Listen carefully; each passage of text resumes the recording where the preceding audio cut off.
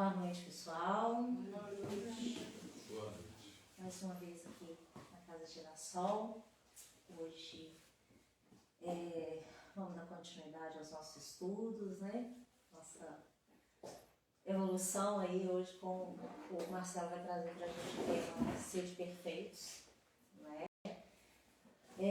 Então vamos novamente ter muita atenção aí, ouvir bastante, com bastante atenção, com bastante abertura, né? Porque eu acho que o mais importante para a gente quando começamos um estudo na doutrina espírita é essa abertura, né? A gente entender que não somos perfeitos, ainda que esse é o nosso objetivo, em algum momento nessa vida não, né? Em alguma vida nossa a gente vai chegar nesse momento aí, mas que a gente está aqui para um aprendizado, né? E nem sempre ele é fácil.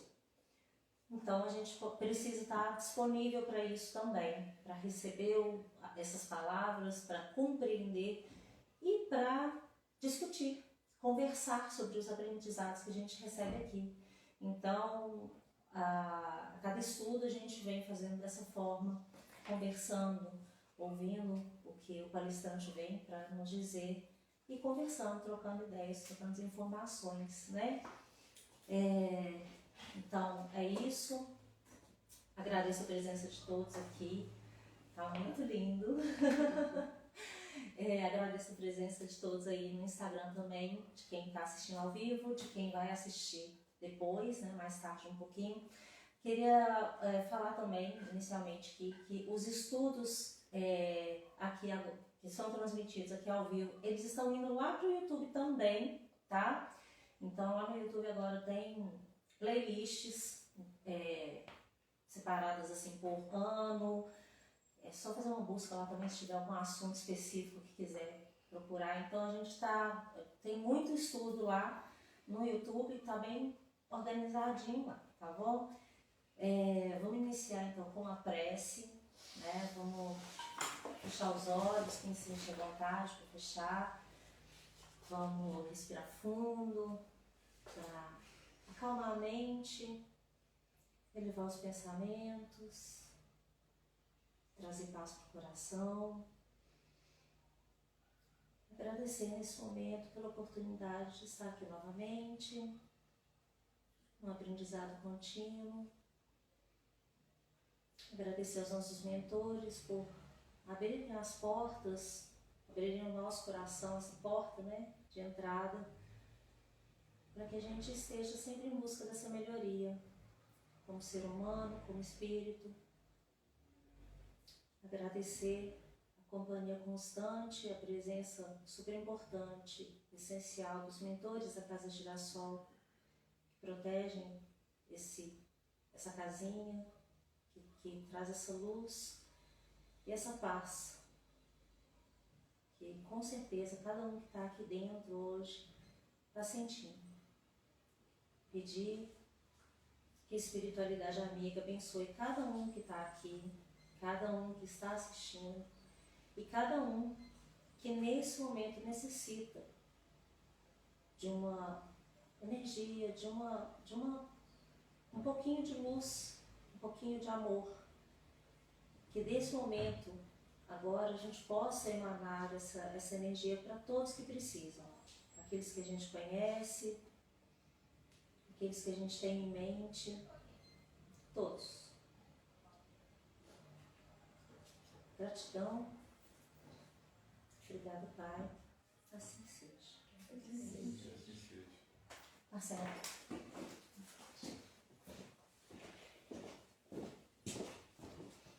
Boa noite para todos. Boa noite. Então vamos aí começar a trocar umas ideias sobre esse tema, ser perfeitos. Por que desse tema?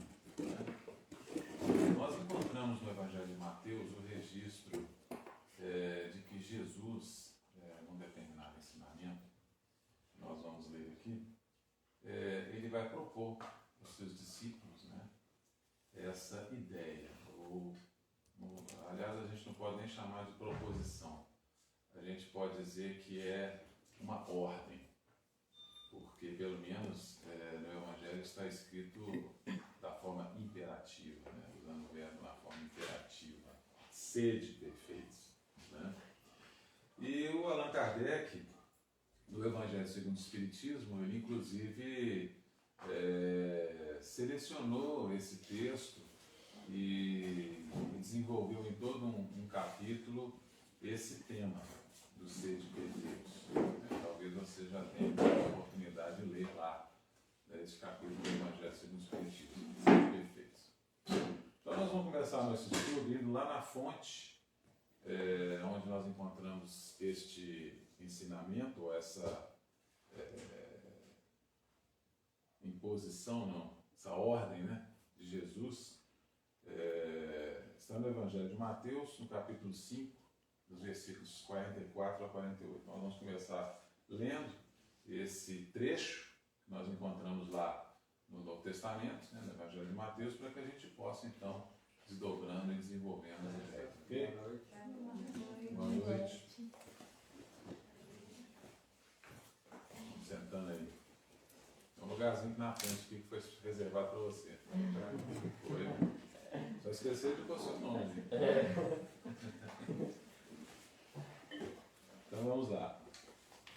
Temos assim registrado por Mateus. Eu, porém, vos digo: amai a vossos inimigos. Bendizei o que vos maldizem. Fazei o bem ao que vos odeiam.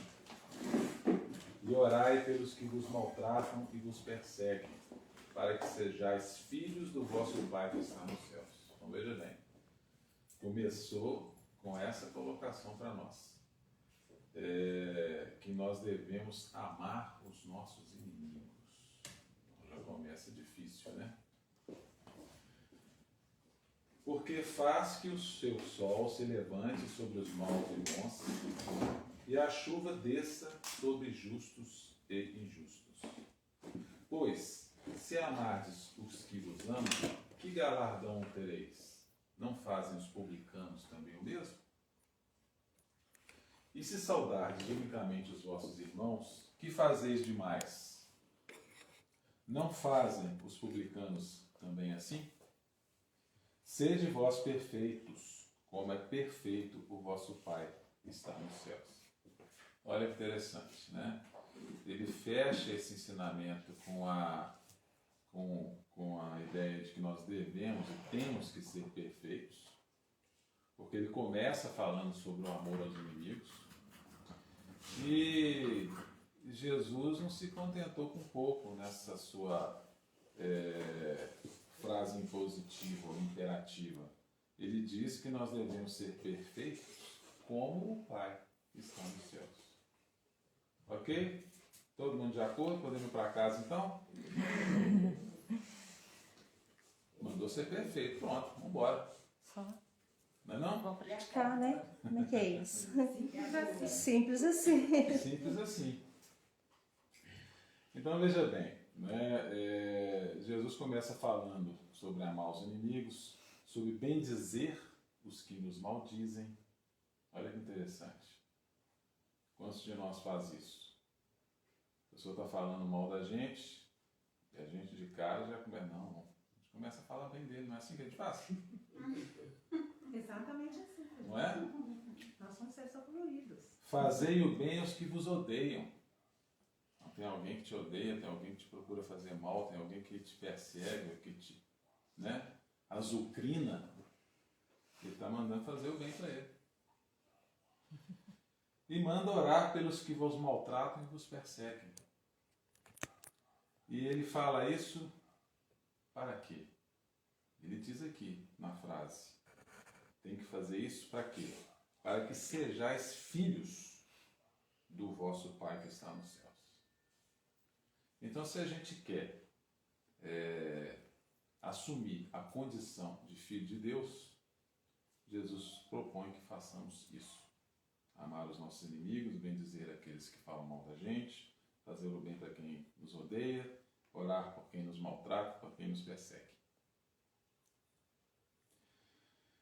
E diz então que para que nós sejamos filhos do vosso Pai que está nos céus. Então, gente, vamos lembrar o seguinte, que significado tem a palavra filho? Quando a gente fala de um filho, a gente está falando de uma pessoa que foi gerada por outra. Não é mesmo? Falando apenas sobre o aspecto biológico, para a gente ficar numa linha de raciocínio, é também aquele que carrega o DNA dos seus pais, herdado dos seus pais. Não é assim? Por isso a gente fala que o fulano tem o nariz do pai, a boca da mãe, tem o jeito de falar de um ou de outro e assim por diante. Então, nós temos aí a condição da própria estrutura da pessoa, que vem dos pais, temos de DNA, e temos também a questão do filho ser também o herdeiro.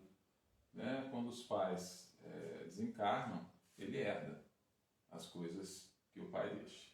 Não é assim? Então, quando Jesus coloca para nós, se nós queremos, né, assumir a condição de filhos do Pai que está nos céus, ele está lembrando para a gente duas coisas. Primeiro, ele está lembrando para a gente que nós somos feitos da mesma natureza que o Pai. Nós temos o mesmo DNA do Pai.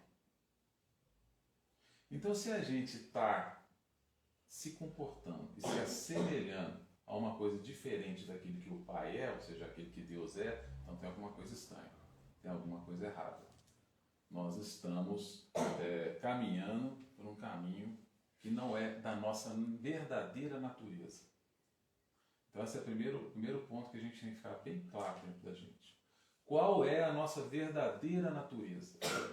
Quando a gente não é capaz de perdoar, quando a gente não é capaz de orar por aqueles que nos maldizem, ou vem dizer aqueles que nos maldizem, quando a gente não é capaz de ter esse tipo de atitude, significa que nós não estamos nos comportando conforme a nossa verdadeira natureza. Bom, mas todo mundo aqui tem dificuldade de fazer isso. Eu tenho. Acredito que vocês também têm. Então quer dizer que todos nós estamos negando a nossa verdadeira natureza? Sim. É o que nós temos feito por muitos milênios. Estamos negando a nossa verdadeira natureza. E, consequentemente, nós também estamos recusando a herança que o Pai tem para nós. E que tipo de bem será que o Pai tem para nos deixar? Quando a gente pensa em Deus, quais são os atributos que vêm à nossa mente que Deus deve ser? Quais são? Vocês querem me ajudar? Vamos fazer como diz aqui em Minas Gerais, um toró de ideia. Né? Bondoso, caridoso. Bondoso. Piedade, Né? amor. Piedade, amor.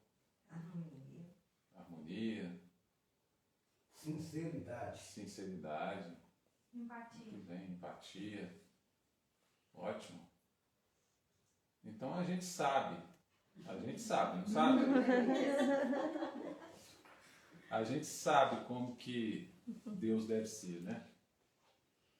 Então, se nós somos herdeiros dele e temos a mesma natureza que ele, então a gente sabe também como a gente deve ser, se a gente quer ser fiel àquilo que, no fundo, na profundidade, na essência, nós somos.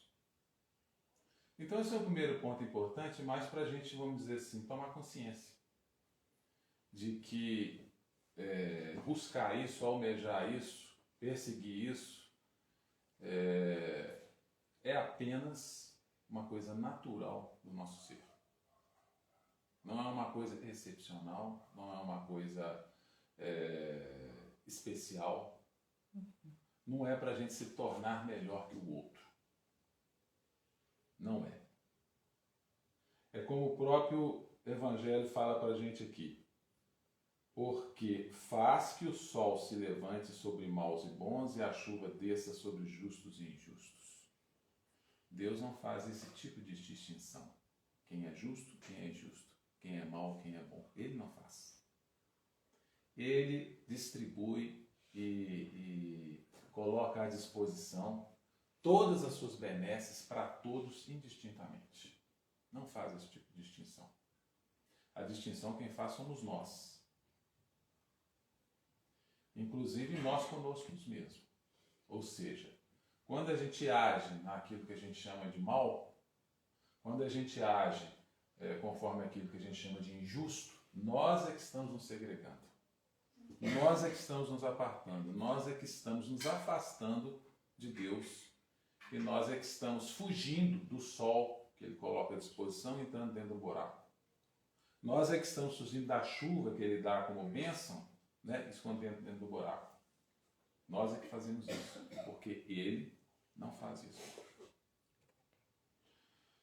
Então, vamos lembrar, né?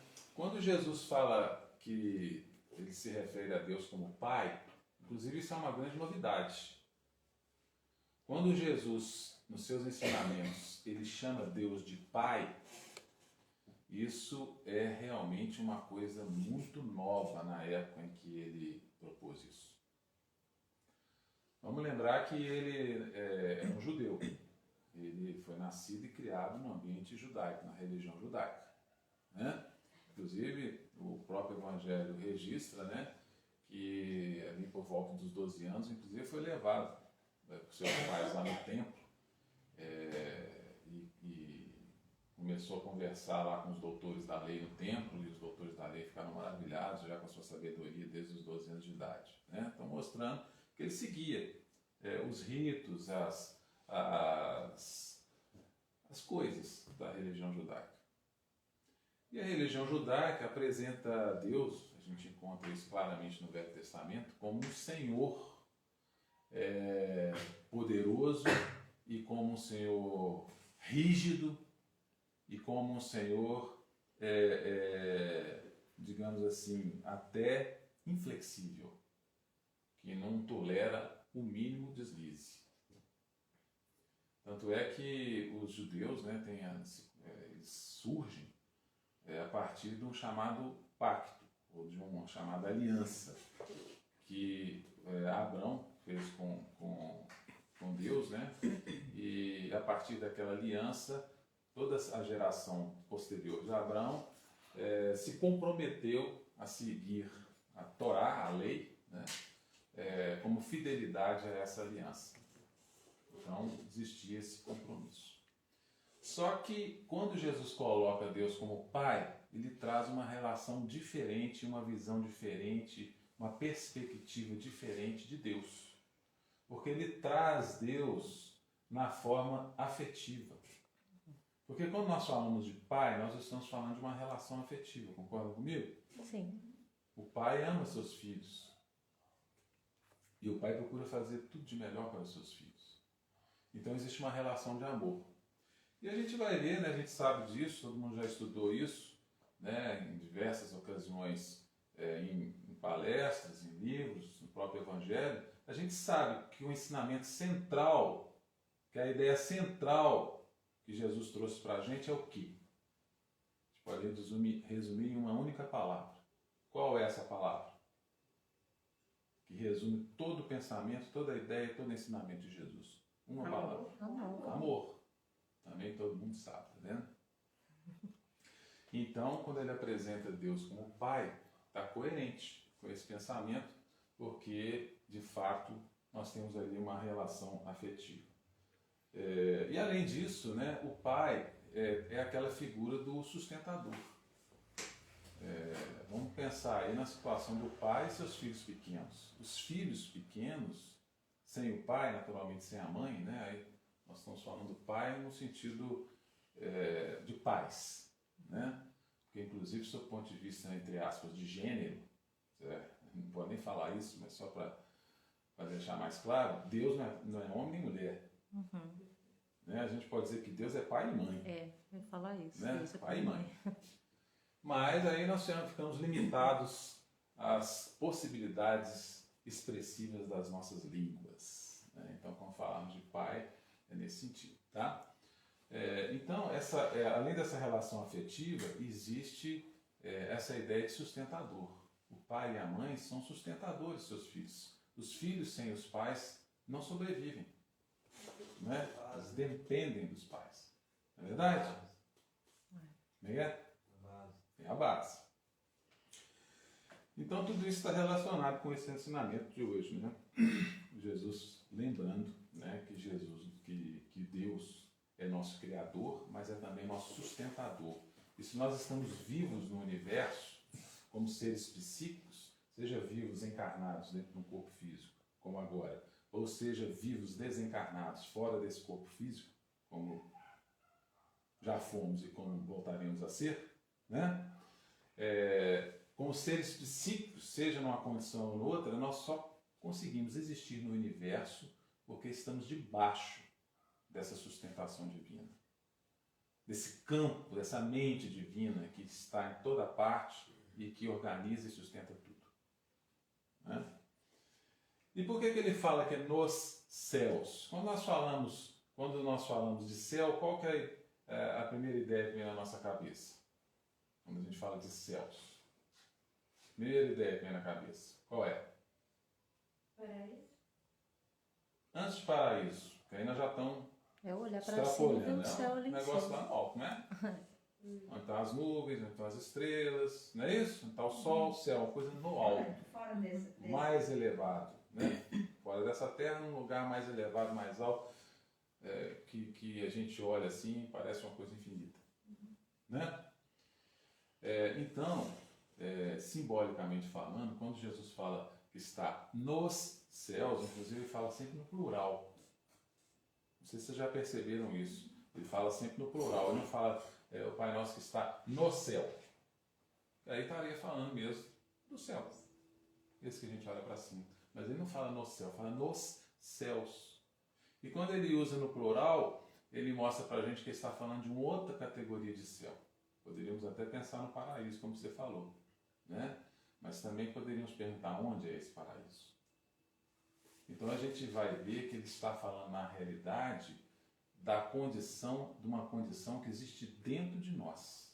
E como a gente fala de céus, está falando de coisas elevadas, então ele está falando do lugar mais elevado, ou das coisas mais elevadas, das coisas mais sublimes e melhores que a gente pode encontrar dentro da gente mesmo. Então, quando a gente é capaz de fazer, por exemplo, uma oração, ou quando a gente é capaz de ajudar uma pessoa em alguma coisa, quando a gente é capaz de um movimento como esse, significa que nós estamos, naquele momento, no nosso céu. Porque nós estamos buscando dentro de nós o que nós temos de melhor. Por isso Jesus falou, sede perfeitos, como perfeito é o vosso Pai, que está nos céus. Então observem bem. Ele falou do Pai de cada um em especial. E falou do céu em especial de cada um. Então quando a gente começa a pensar dessa maneira, não é uma coisa tão absurda e não é uma coisa tão utópica e tão distante como no primeiro momento a gente, quando fez a leitura, imaginou. Não é mesmo? E a gente ficou assustado assim e pensou em seguida, nossa Senhora, o trem está feio do meu lado. Né? Mas cada um de nós é capaz de buscar dentro de si esse seu melhor. E esse seu melhor já é disponível, digamos assim. Esse seu melhor que você já é capaz de fazer.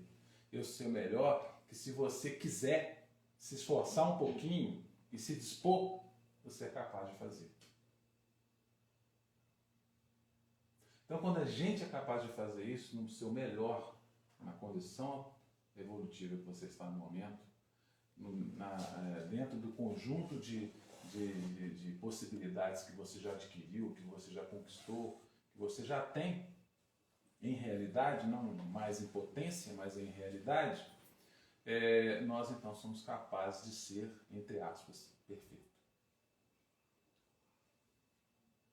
Então, em última instância, nós podemos ver aí a ideia de que Jesus nos convoca, em outras palavras, a todo momento fazer o melhor que a gente puder. A gente parar para pensar, falando, bom, isso é o melhor que eu sou capaz de fazer ou eu sou capaz de fazer um pouco mais? Então, quando nós fazemos isso, nós estamos fazendo um movimento dentro de nós, de caminhada, de percurso, em que a gente vai transformando essa proposta do Cristo em realidade. E aí a gente vai descobrindo que como, na verdade, todos nós somos um eterno vir a ser, ou seja, a gente nunca é igual hoje, igual foi ontem, e amanhã a gente nunca vai ser igual ao que é hoje. Nós somos uma mutação constante, a gente está sempre transformando, mudando, né? Quando a gente faz um recorte, assim, olha para a gente mesmo há 10 anos atrás, 20 anos atrás, quem já tem essa idade, né? Eu já posso olhar até mais, né? Eu posso olhar 30, 40, 50. A gente começa a perceber, né, que como que a vida da gente mudou, como que as coisas em nossa volta mudaram e como que a gente também mudou. Como que a gente às vezes lida de repente diferente com situações em relação ao que lidava antes, assim por diante. E é assim que tem que ser, né? O objetivo é que a gente saia dessa vida melhor do que entrou, de alguma maneira. Então, se a gente é capaz de chegar lá no final, olha para trás e fala assim, bom, eu entrei de um jeito e saí melhor, então já teve um saldo positivo, digamos assim, né? Então, olha só. Então, o Allan Kardec mesmo, no próprio capítulo 12, que eu comentei aqui, do Evangelho segundo o Espiritismo, o capítulo 12 é esse que tem lá por título os Sede Perfeitos, né? Ele comenta para a gente, quando ele desenvolve a ideia do amar aos inimigos, ele faz os seguintes comentários, que eu acho que vale a pena a gente ler e depois desenvolver um pouco mais. Ele diz assim, não pretendeu Jesus, assim falando, ou seja, amar aos inimigos, que cada um de nós tenha para com seu inimigo a ternura que dispensa a um irmão ou um amigo.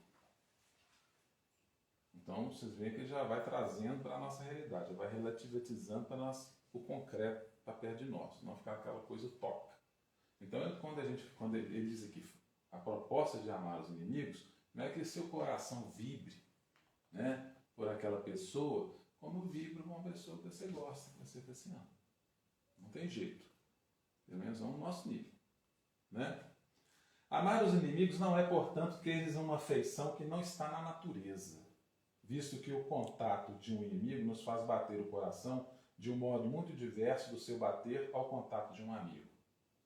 E aí vamos só relativizar também essa ideia de inimigo, né? Porque às vezes inimigo também é uma palavra muito pesada, às vezes a gente não chega a ter propriamente inimigo no ipsis literis, né? Mas a gente tem desafetos, a gente tem pessoas que a gente não simpatia, não gosta, pessoas que às vezes pisou na bola que a gente fica com rancor, né? Esse tipo de situação.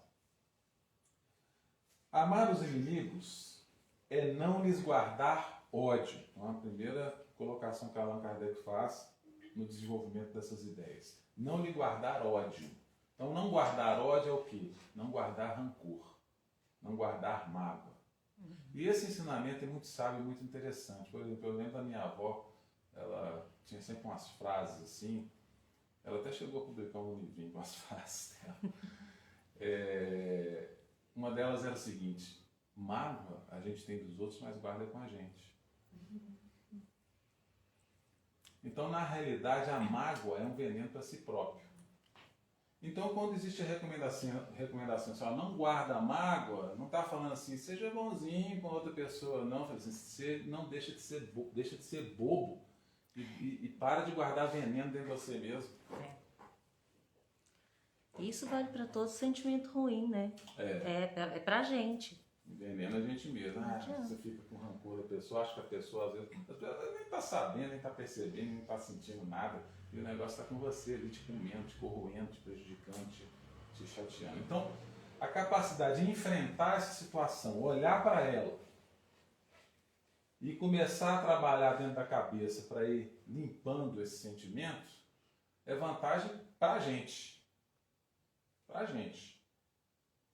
Então é no mínimo inteligente a gente buscar não guardar mágoa. Nesse caso, assim, também, esse de não guardar mágoa, raiva, perdoar, não tem nem necessidade de você falar com a outra pessoa. Isso é simples, é pra você, é o que você tá falando, é pra você. É pra você mesmo. Não tem necessidade de você chegar e falar, eu te perdoo porque você me fez mal. Não, pronto, você perdoa. É curioso que é muito comum, inclusive, a outra pessoa nem saber que te prejudicou. A pessoa nem tem noção, às vezes a pessoa é o jeito dela, às vezes tem um jeito esquisito que não bate com o seu, e aí você fica chateado. Né? A pessoa fala uma coisa ali que te magoou profundamente, mas ela nem teve intenção. Ela nem teve a intenção maléfica, digamos assim. Né? É lógico que ela depois vai ter que fazer lá o seu processo, perceber que de repente tinha que melhorar a sua forma de expressão, sua forma de reação, etc, etc, que pode estar machucando as pessoas. Mas às vezes faz isso sem saber o que está fazendo.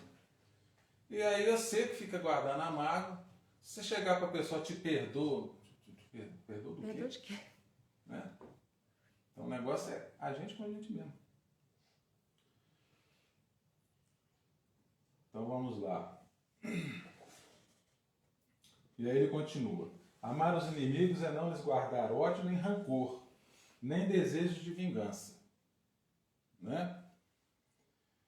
É perdoar-lhes sem pensamento oculto e sem condições o mal que nos causem.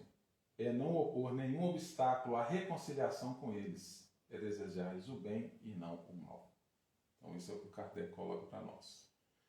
Então assim, primeiro trabalhar o rancor, porque se você trabalha o rancor, o resto depois começa a ficar mais fácil. Né?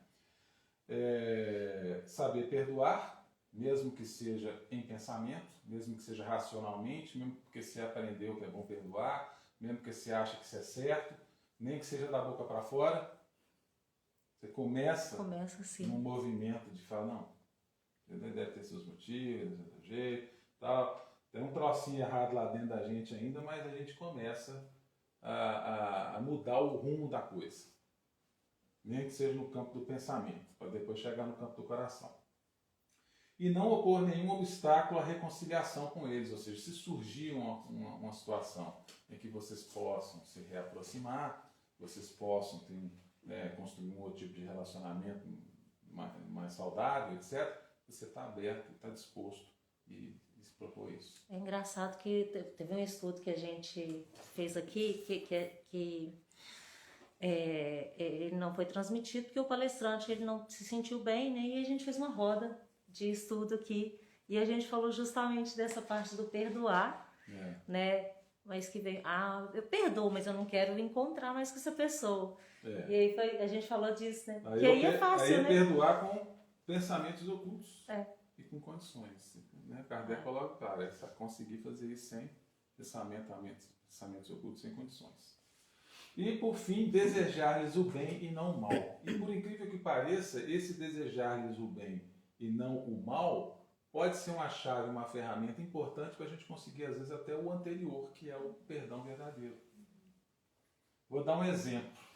Né? Eu conheço uma pessoa que sofria muito na mão de outra, né? Pessoa da minha família, e não sabia o motivo. A outra sempre fustigando. Aí ela usou a seguinte técnica. Todos os dias, durante as orações dela, ela incluía aquela pessoa nas orações dela e irradiava para ela alguma coisa positiva. Como estava ali no ambiente da oração, ela já tinha, primeiramente, né, levado o pensamento a Deus, né, e já estava ali mudando o seu estado mental. Dentro desse estado mental chegava um determinado momento, vibrava para ela. Como está falando aqui, né, desejando o bem para ela, imaginando Jesus em volta dela, imaginando as bênçãos divinas descendo sobre ela, luz, pétalas de luz descendo sobre ela, etc. 3 anos depois, quando ela começou a fazer isso, inclusive eu presenciei essa cena, 3 anos depois, a pessoa sai lá de dentro do quarto, né, de onde ela vivia, né, moravam outras pessoas lá, mas toda vez que essa outra estava lá, ela ficava lá dentro. Quando aparecia era para ofender, para não sei o que e tal. Inclusive uma vez uma sapatada na cara dela. Nossa Senhora! Pegou um sapato e pau na cara dela. Né? Ela procurou fazer esse trabalho, né? Racional, inicialmente. E aí nas orações procurava fazer isso. 3 anos depois, a pessoa sai lá de dentro sem ninguém entender porquê, nem explicar. Chegou, deu um abraço na outra. E mudou tudo daí para frente. Poder da prece. Então a energia circulando e transformando. A energia circulando e transformando. A energia circulando e transformando. Agora, se você fica na mágoa, que energia que fica circulando? Só mágoa. Vai transformar alguma coisa? Não. Não vai transformar nada. Então, todos esses ensinamentos, inclusive quando a gente olha sobre a luz do Espiritismo, eles se tornam muito concretos, eles se tornam muito lógicos, eles se tornam muito claros e realmente funcionam. Porque nós estamos falando de energias, de fluidos. Né? Então, tá bom. Continuando aí, ó.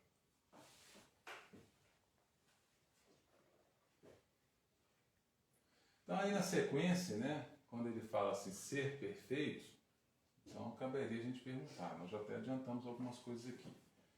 Mas, o que é perfeição? O que de fato é a perfeição? Quando Jesus nos propõe ser perfeito. Né? Então, a palavra perfeição, quando a gente traduz ela do original grego, que é teleios, significa literalmente plenamente desenvolvido, amadurecido, completo, maduro, adulto. Olha que interessante. Como o Evangelho, né, inclusive o Evangelho de Mateus, todos os Evangelhos, aliás, todo o Novo Testamento, foi escrito em grego, grego koiné, que era o grego popular, né? Essas coisas foram gravadas inicialmente com o sentido que as palavras gregas tinham. Então, quando estava escrito lá perfeito, que é o teleios, significa isso. Amadurecido, maduro, completo, adulto. Então, olhem como é que já muda um pouco a perspectiva. Né? Quando a gente age de determinadas maneiras, mesmo a gente tendo uma idade, né, mais avançada, né?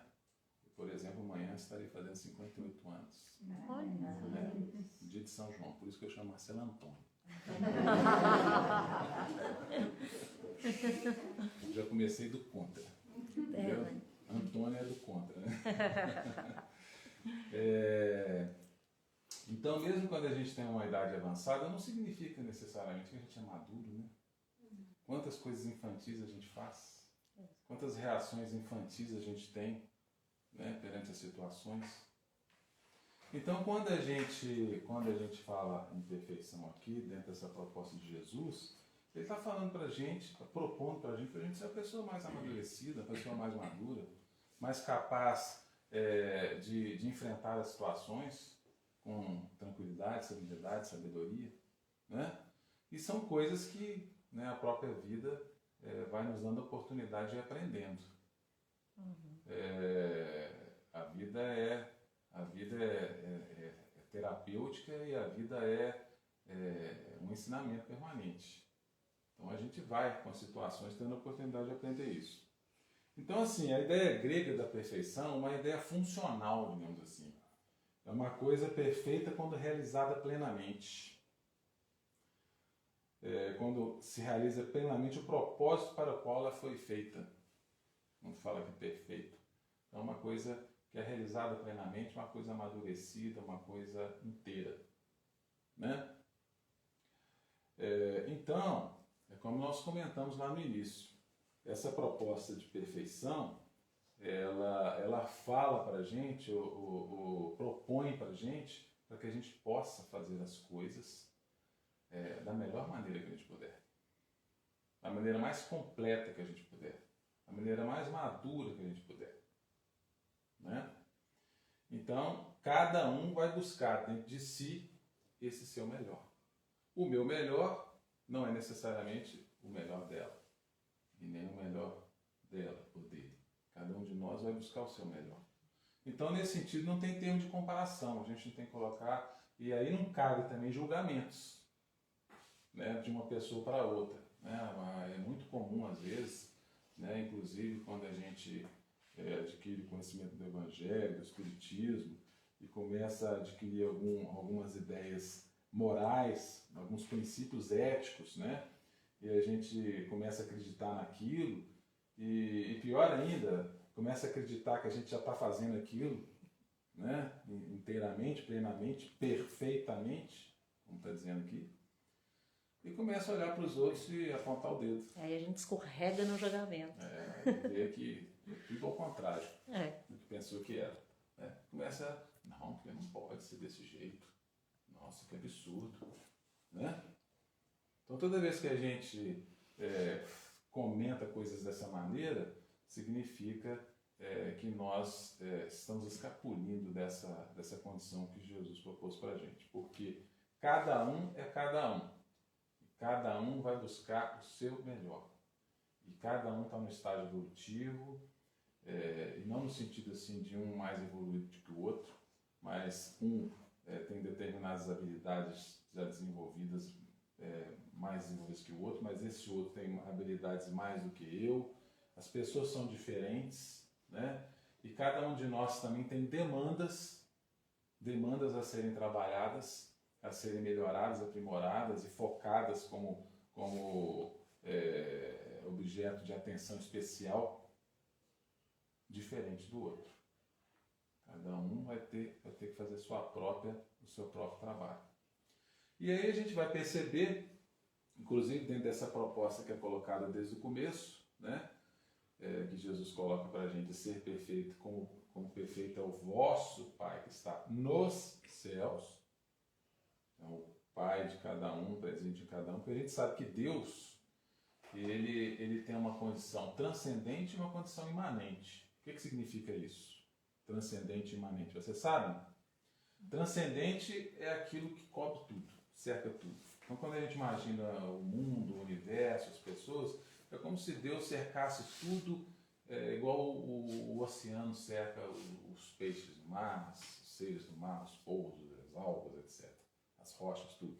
É como se aquele oceano que cercava tudo. Deus transcendente, né, que está fora, mas cerca tudo. E o imanente é a presença de Deus em cada um de nós. Então, ele também está presente dentro de cada um de nós. E Jesus, na grande maioria, se não for em 100% dos seus ensinamentos, quando ele faz referência a Deus, inclusive nesse daqui, ele está especialmente falando dessa condição imanente de Deus. Ou seja, o Deus que está dentro de cada um de nós. Quando a gente faz um estudo sobre os princípios gerais do universo, conforme o Espiritismo, a gente estuda lá, né, que existem 3 elementos no universo, que a partir de tudo se forma e que está presente em todas as coisas. Deus, Espírito e Matéria. Né? Então, Deus está presente em todas as coisas. Agora, Deus não é que as coisas são pedaços de Deus, não. Isso aí seria a ideia panteísta. As coisas não são pedaços de Deus, mas Deus está presente em todas as coisas. Está presente em cada um de nós, está presente nesse copo, nessa água, nesse quadro, naquela planta, no cachorro, no passarinho, nas estrelas. Está presente em tudo. Dentro de nós, né? Presente em tudo. Então, Jesus fala dessa condição de Deus imanente, de Deus presente em cada um de nós. Então, quando ele coloca dessa maneira, portanto, ele está falando para nós fazermos como trabalho número 1, digamos assim, número 1, o que nós chamamos de autoconhecimento.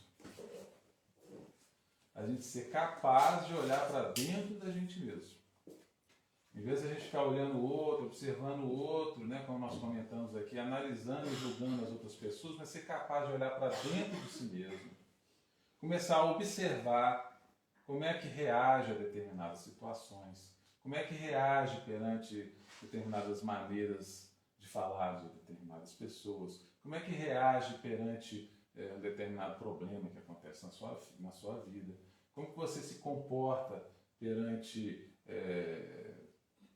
situações que acontecem dentro da sua família, dentro do seu trabalho, etc. Você começar a analisar a si mesmo, observar e analisar a si mesmo. E ao analisar a si mesmo, começar a ir identificando, né, os pontos, por exemplo, que você tem que dar mais atenção, que você percebe que não está dando o seu melhor, você percebe que aquilo não está legal, que aquilo pode melhorar, né, e assim por diante. Então, quando Jesus faz essas propostas, ele primeiramente está falando para nós, olha para dentro de si mesmo, observa a si mesmo, faz uma análise permanente de como que você é, como você reage, como você se comporta. Vamos dar sequência aqui, deixa eu ver o que é mais.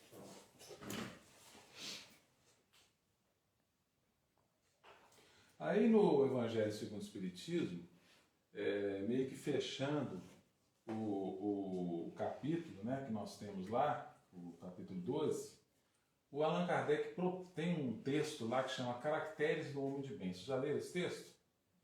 Caracteres do Homem de Bem? Então, dentro dessa proposta dos seres perfeitos, o Kardec procura dar para a gente uma certa referência do melhor que cada um de nós poderia, de repente, identificar, porque nós perguntamos aqui no começo, né? Como que é Deus? Todo mundo já falou uma série de coisas. Qual que é o melhor que cada um de nós pode dar? Então, todo mundo já tem uma ideia do que é o melhor, de maneira geral, né? Existe uma ideia coletiva, assim, do que é o melhor, né? E aí, fechando um pouco essa ideia coletiva, o Kardec, então, apresenta essa proposta dos caracteres do homem de bem. Então, tem um texto lá, ele desenvolve uma série de tópicos no texto, mostrando quais seriam as características daquela pessoa que a gente pode chamar de pessoa de bem. Então, seria aquela pessoa que está de fato, de maneira geral, como eu falei aqui, no individual, cada um vai saber o seu, cada um vai fazer sua análise, cada um vai fazer seu trabalho. Mas de maneira coletiva, como referência para todos nós, para reflexão, ele coloca então os caracteres do que seria chamado de uma pessoa de bem, um homem de bem. O primeiro deles, se pergunta se fez todo o bem que podia. Então, marco 0. Nós já estamos conversando aqui, né? Se pergunta se fez todo o bem que podia. Segunda coisa, se aproveitou toda a ocasião de ser útil. Ocasião.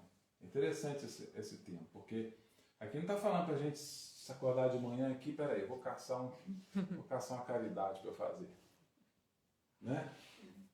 Não, a ocasião chega para você. Você sai para trabalhar, você levanta de manhã, você vai tomar seu café, seja lá o que for, de repente a ocasião aparece. E é isso, inclusive, que Jesus quis ensinar para a gente, naquela parábola que vocês talvez conheçam, da figueira. Vocês conhecem a parábola da figueira? Que Jesus estava com seus discípulos, chegou perto de uma figueira, né, uma árvore que dá figos, e não era época de figos. Observem bem, não era época de figos. Então, o normal seria você chegar naquela figueira e o quê?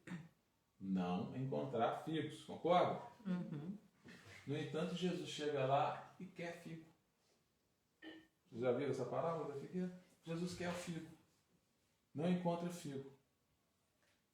E aí, aquela figueira seca até a raiz. Qual que é o ensinamento que está por detrás desse suposto absurdo? Jesus gostava muito de dar ensinamentos inicialmente absurdos, que era justamente para a gente poder pensar e encontrar qual o sentido atrás daquele absurdo, né? Então, o absurdo por trás dessa parábola é justamente essa ideia de que não tem hora certa para fazer o bem. Não existe esse negócio de tempo de figo. A gente não tem que dar figo só na época de figo. A gente tem que dar figo na hora que a solicitação chega para a gente. Então, as ocasiões aparecem na nossa vida. A gente, às vezes, levanta no café da manhã, já surge uma ocasião ali dentro de família. Uhum. Às vezes, você vai andar no ônibus, já surge uma ocasião. Você chega lá no trabalho, surge uma ocasião. De quê? De ser útil. Se aproveitou toda a ocasião de ser útil. Depois fala assim, se tem fé em Deus. Por que uma das características do homem de bem é ter fé em Deus?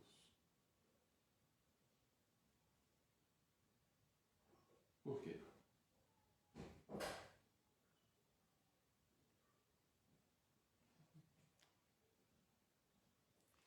É a direção, né?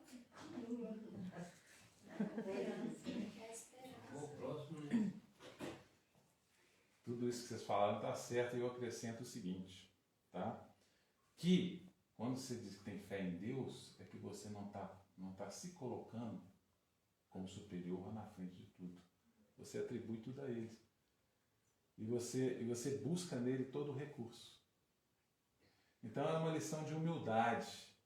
Igual você sabe, eu sou o maioral. Eu vou aproveitar hoje todas as oportunidades de fazer o bem e de ser útil. Né? Não. É um outro viés. Né? Você coloca em Deus toda a virtude, toda a glória, toda a graça, toda a bênção, e você se coloca apenas como um canal onde isso vai acontecer. Porque se a gente se colocar na frente, não vai acontecer. A gente não vai aproveitar toda a oportunidade de ser útil, a gente não vai fazer todo o bem que pode, porque o ego e o personalismo vai atrapalhar tudo. Então, quando a gente se coloca a fé em Deus, então a gente vai na fonte. É como se a gente ligasse o tubo, né?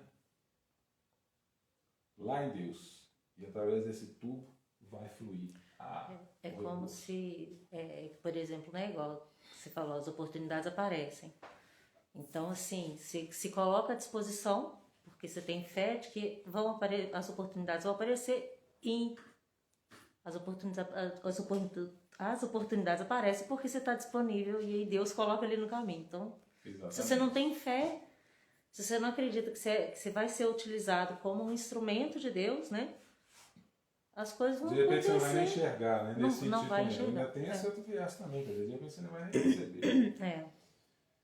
Se submete plenamente à vontade de Deus, o desdobramento da mesma coisa. Tem fé no futuro. Isso também é um desdobramento da fé em Deus, ter fé no futuro. Né? É você trazer dentro de si a ideia de que, bom, se hoje parece estar tudo ruim, como tudo, na verdade, vem de Deus e tem na essência Deus, e Deus supre e cobre tudo, então, fatalmente, amanhã vai ser melhor. Pode ser um amanhã mesmo, né? Hoje é quinta, amanhã é sexta, mas pode ser um amanhã, ano que vem, ou pode ser amanhã daqui a 10 anos, ou pode ser amanhã daqui a 1000 anos. Se estiver falando de humanidade, por exemplo, a gente vai ter recorte de 1000 anos, 5000 anos, né? Uhum. Que é o progresso da humanidade, é outra escala, né? Coloca os bens espirituais acima dos materiais. E isso o Espiritismo vem reforçar bastante e colaborar bastante para a gente. Lembrar para a gente o tempo todo que nós estamos aqui nesse planeta Terra, não é só para trabalhar e ganhar dinheiro, para comprar coisa, para usufruir de prazeres, lazeres e recursos e facilidades. Não. Por que a gente está aqui? Nós viemos do mundo espiritual e vamos voltar para o mundo espiritual. Na realidade, todos nós somos espíritos, estamos aqui de passagem. E se a gente focar nossa vida nas coisas materiais, isso é, desculpem o termo, burrice. Então, isso não quer dizer que a gente tem que largar tudo, não. Significa que o foco que a gente vai dar na nossa vida e para as coisas é um foco não material, um foco espiritual. Né? E aí a gente vai, inclusive, facilitar o resto. Então, se a gente estiver no nosso ambiente de trabalho, por exemplo, que normalmente é um local a gente está ali para pagar dinheiro, para ter o salário e poder pagar as coisas, e comprar as coisas e sobreviver, né? E ter um pouco de lazer e prazer também, etc. Mas, quando você estiver lá no trabalho, você não vai estar só pensando nisso. Você vai procurar fazer o seu melhor ali, você vai procurar ajudar da melhor forma possível, vai colaborar com o colega, com a empresa, para dar o melhor para a empresa. Por quê? Porque você está com o foco não material. Sabe que as vicissitudes da vida são provas e expiações e as aceita sem murmurar. Faz o bem pelo bem e não com vistas a recompensas. Mas não fica virando aqui, vai lá pro começo. Toda vez eu vou olhar as horas.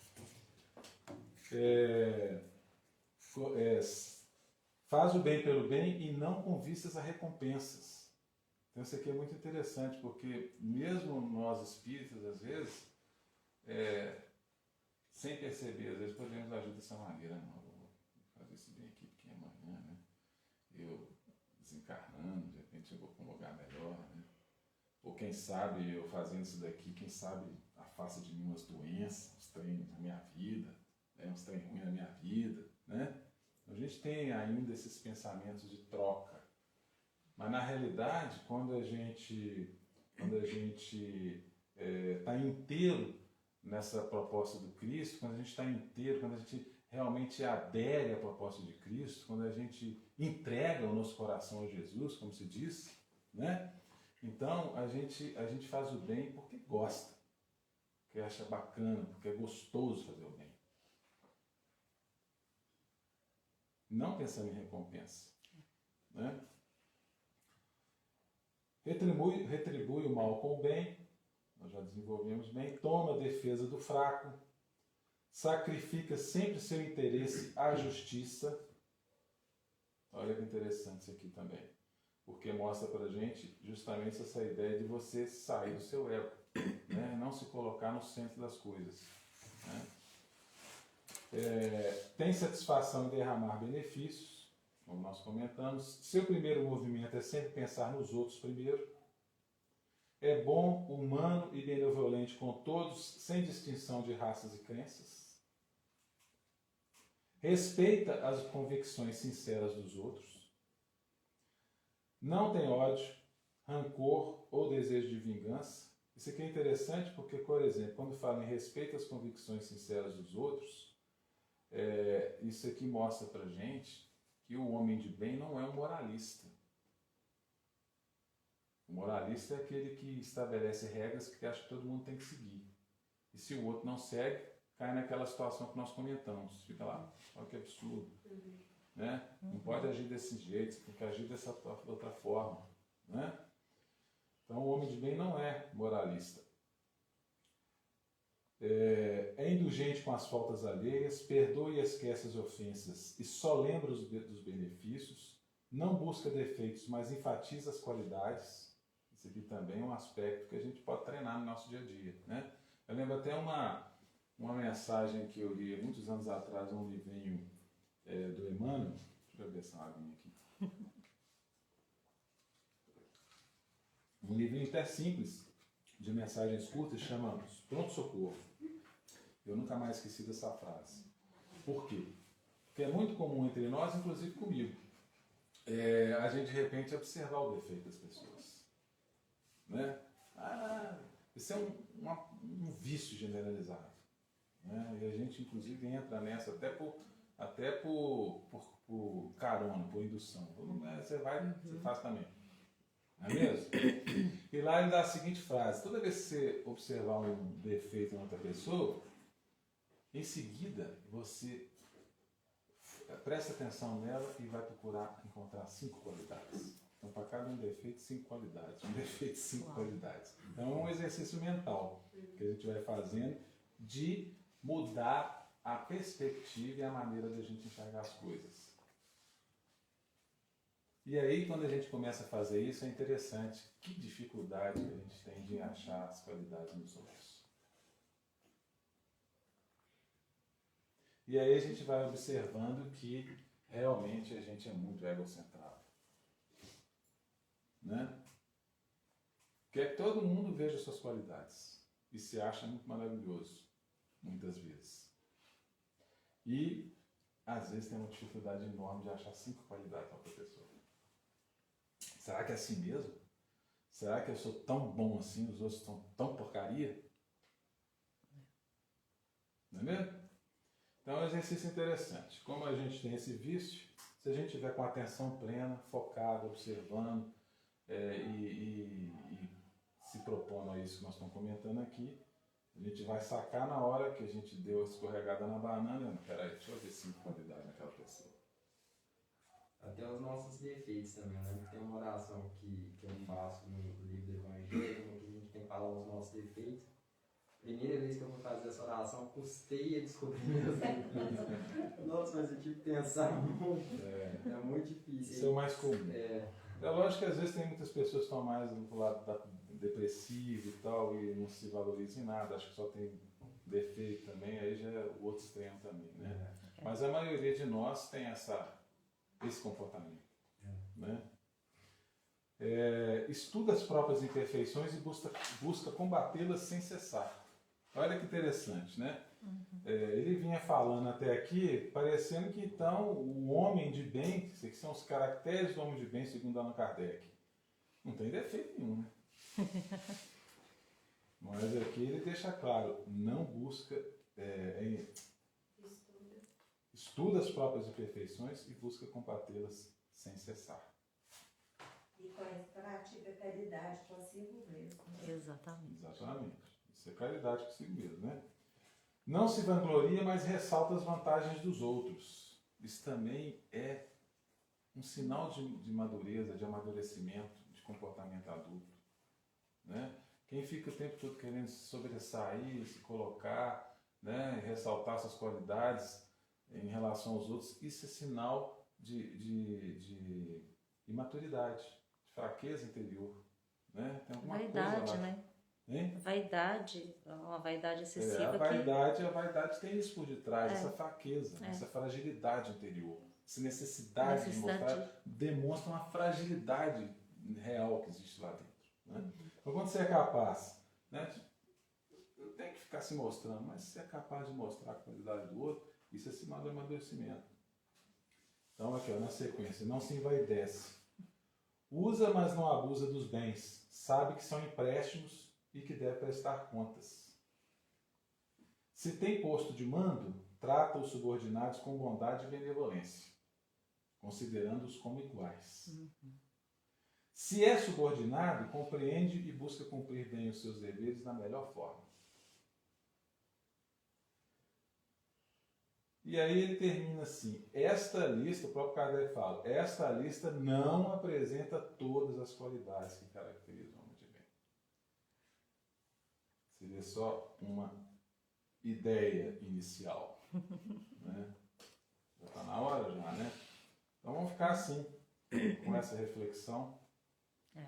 E quem sabe a gente sair daqui hoje com essa proposta de tentar buscar o seu perfeito, né? Buscar o seu melhor, procurar a cada momento, a cada instante, fazer um esforçozinho a mais, falar assim, não, consegui fazer um melhorzinho aqui, né? Buscando o seu melhor e a sua perfeição atual, real. E a gente buscando essa perfeição relativa, né? Do momento em que nós vivemos, nós vamos abrindo horizontes e vamos, quem sabe, chegar lá no futuro nessa outra perfeição, aquela utópica que a gente imaginou e que a gente coloca o Cristo como referência para todos nós, né, como o maior e mais perfeito dos seres que já passou pela Terra, lembrando que ele também passou por todo esse caminho que nós passamos. É verdade que os mundos em que Jesus fez o seu processo evolutivo já nem existem mais no universo.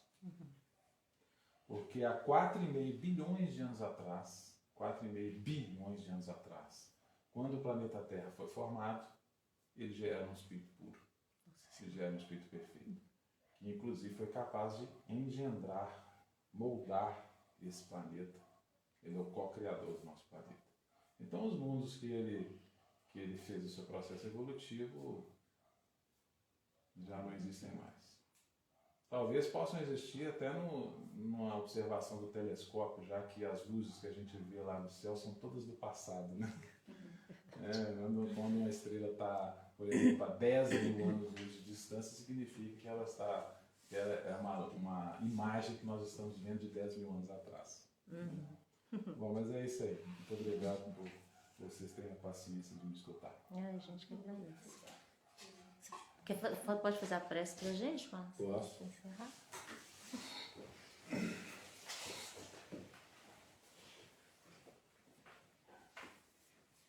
Jesus, nosso Mestre, estamos aqui mais uma vez, Senhor, com a proposta de lembrar, estudar, nos aprofundar nos seus ensinamentos, porque nós já temos a consciência e já despertamos para a necessidade do Teu Evangelho em nossas vidas.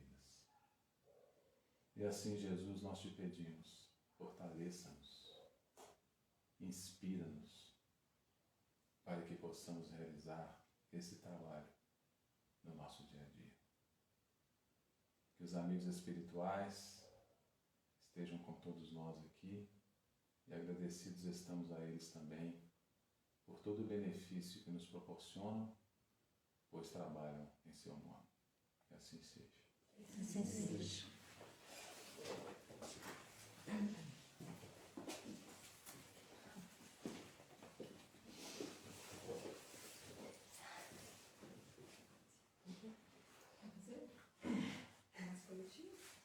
Vai ser coletivo? É. Quem que a gente passista hoje? Você? Ju? Ju Passista? Ju passista. A Bianca lá atrás. Bianca Ó, então, Ju é? Ju é também. Então temos 3, né? Você também, né? Eu também sou. Ai, ai. Ó, gente, agradecemos a todos aí pela presença, pessoal do Instagram, pessoal que está aqui. Mais uma vez, né, um estudo muito profundo, muito importante, assim, pra gente. É engraçado porque, né, igual eu falei no início, né, a gente está longe dessa perfeição, mas é o que o Marcelo falou pra gente, né? Cada momento a gente tem a oportunidade de ser um pouquinho mais perfeito, né?